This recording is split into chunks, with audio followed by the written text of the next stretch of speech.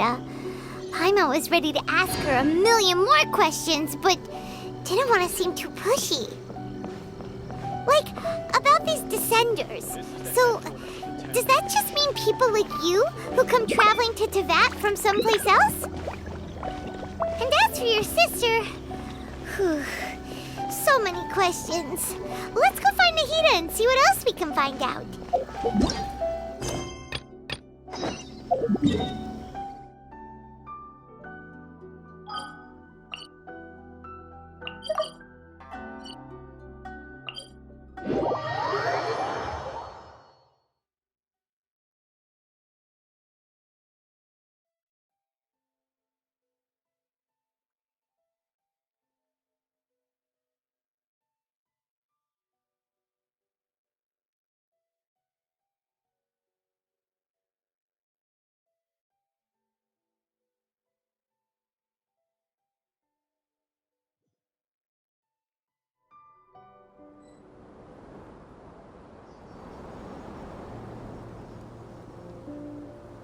Come on, serious suggestions, please. I'm not trying to write a thriller here. It's supposed to be an essay, you understand? An essay. That means facts and logic. Well, if it's facts and logic you're after, you shot yourself in the foot with your choice of research topic, didn't you? The Tatara Suna mystery. When so much remains unexplained, there's little to be objective about. Unless, of course, you restrict yourself to textual criticism. Yeah, well, this is my teacher's area of research. I can't change that.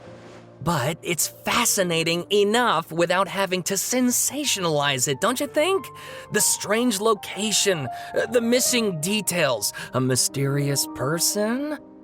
I want to write my essay on something interesting, and I'm interested in getting to the bottom of all this. That's the only reason I came to you. Yes, you came to me, so all the more reason to take my advice. The fact is, it's the dramatization that will make people want to read it. There's no getting around that.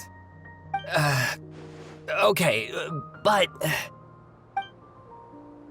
Did one of them just mention Tatara Suna? But that's all the way in Inazuma! Is it just Paimon, or is it kinda unusual for someone in Sumeru to want to write a paper about that? Everyone here's just going about their business. Maybe it really is just Paimon. Guess people here are free to research pretty much anything. Great! Let's go find out what this Tatara Suna mystery is all about.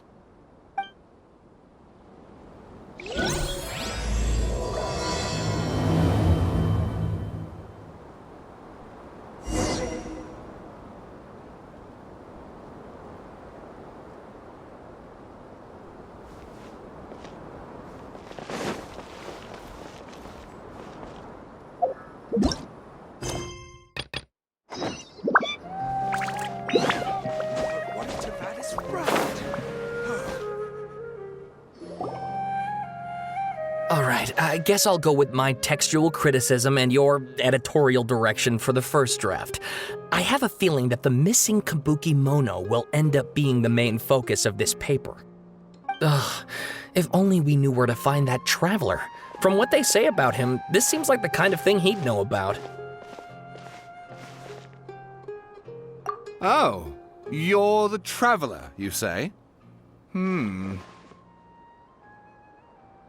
Hey, what's with that face? Don't believe us? No, of course I believe you. Actually, I first heard about your great exploits when I was still in Inazuma. This is my first time coming face to face with you and your mysterious silver-haired companion. I couldn't believe my luck, and out of force of habit, I started, examining the evidence. Sorry. Oh, Sawada, for the love of... Sorry, we don't get out much, so our social skills are kinda lacking. Traveler, I hear you've helped many people a great deal and been to many places. Would you be able to tell us about Tatara Suna? Actually, we don't know much about that place either. In fact, we only came over here because we heard you talking about it and wanted to learn more. I see. My teacher chose this area of research as a personal challenge. He said it's difficult to get into because even Inazumans don't know much about Tatara Suna's past. But who'd have thought that... If you don't mind, I'd love to show you all my outline for the book I'm writing about Tatara Suna. Hold on, Sawada. Don't you think that's a bit of a deep dive or a first read? Well, fair point. In that case, please ease yourselves in gently by taking a look at Akaba's latest essay draft. Let me give you some background. This all started with the discovery of some records in Tatara Suna. The writings mentioned someone by the name of Mikoshi Nagamasa, who crafted a fine blade. But in the end, he threw it into a fire to destroy it and killed his servant Katsuragi. Why? Well, no one knows. Apart from the swordmaker, his servant, and the one who wrote this all down, the records also mention a kabuki mono. This seems to be an Inazuman word for an eccentric stranger, someone who dresses funny or acts in an unusual way. That's right. Akaba's teacher has spent quite some time researching these events on the ground. This kabuki mono lived in Tatara Suna for a while before disappearing without a trace. And shortly afterwards, as Akaba mentioned, things got pretty ugly. So first this strange person goes missing, then a murder happens? Seems kind of fishy to Paimon. Yes, my thoughts exactly. So I helped out too. I asked everyone I could think of if they knew anything about what happened back then. And wow! Stop shouting! This part's important. I just wanted to make it stand out. It just so happens that a friend of mine works at the Government Records Office. He looked into it for me, and I can now confirm that all the aforementioned individuals did, in fact, live in Inazuma over 400 years ago. Even back then, Tatara Suna was already at the center of Inazuma's smelting industry. The man in charge was a government official named Niwa. Curiously enough, it seems like he went missing too.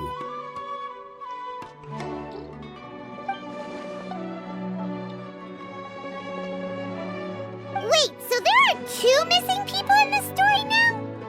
That's right! What's more, Niwa is a name with a lot of history to it. Have you ever heard of the great swordsmith clans of Inazuma? Oh, the swordsmiths? Yeah, like Ishin art and so on?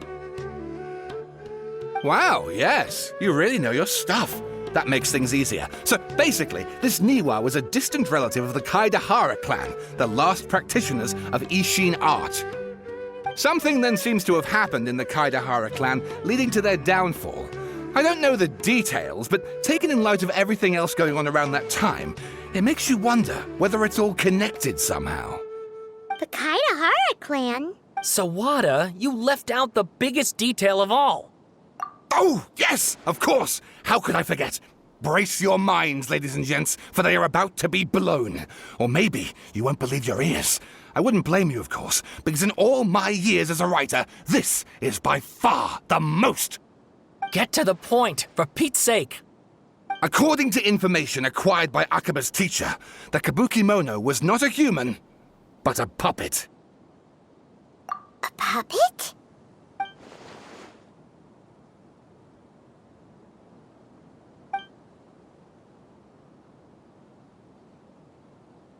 Aha! Judging by the looks on your faces, you do know something after all.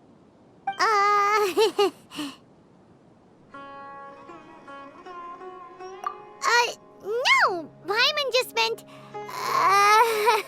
how creepy. The way you described it makes it sound like a ghost story. I agree, it does.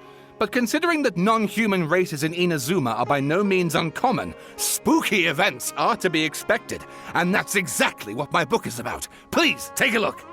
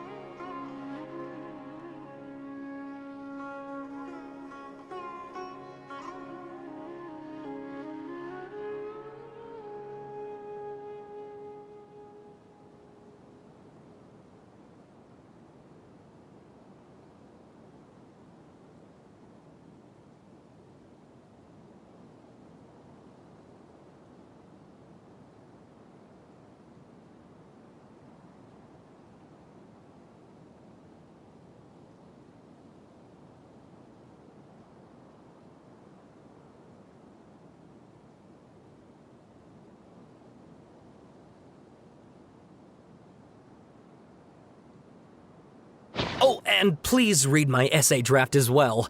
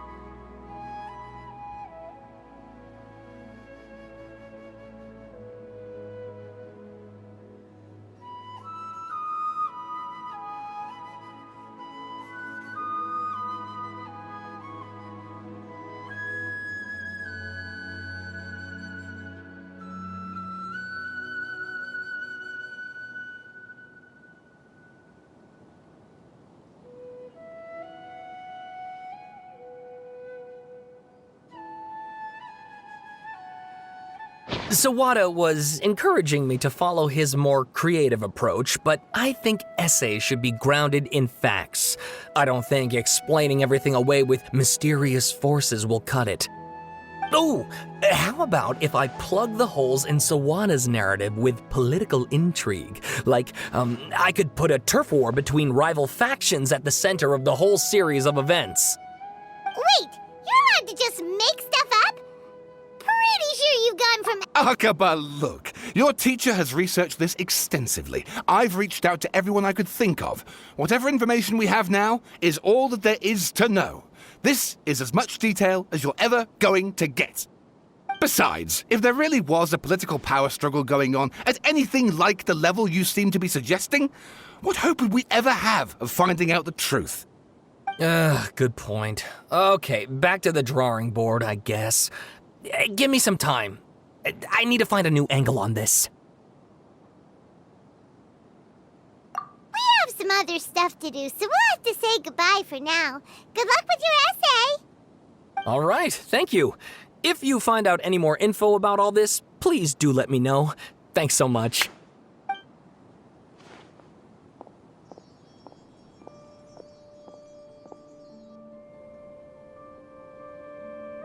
Hey, so that thing they were talking about, it has to do with the balladeer, doesn't it? Okay, then even if we did know something about it, we probably couldn't share it with them, huh? After all, we kicked his butt and got him locked up. Information about people like that is usually super confidential, isn't it? If you ask Paimon, Akaba should just pick a different topic. There must be as many essay topics as there are trees in the forest. There's no point in...